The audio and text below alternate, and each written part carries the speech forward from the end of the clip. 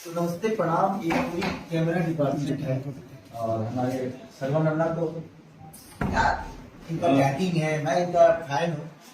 और सरवन अन्ना बहुत पहले गुस्सेल थे लेकिन नहीं, इस बार मैंने देखा कि इतना कूल इंसान भी होता है क्या, बहुत कूल। और ये पूरे इनका कैमरा टीम है और हमने केक तो बहुत जगह काटा है, इनकी तरफ से केक आया है, आप लोग दिल से समझे।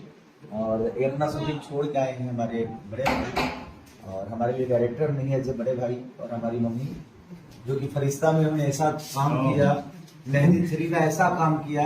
और हमारी दीदी, और हमारी ही नहीं, मुझे लगता है कि पूरी इंडस्ट्री की ये दीदी है और सबका सम्मान ऐसे ही, और इनको सब लोग प्यार करते हैं। और सब लोग, और हमारे डायरेक्टर साहब, हमारे बड़े भाई, बड़े पिता की तरह, एक दोस्त भी, एक हर चीज जिनसे मैं शेयर करते रहता हूँ। जब तकलीफ में होता हूँ तो समर्थक द्विवेदी ही मेरे दिल को ठंडक पहुंचाते हैं, विकास भी आते हैं।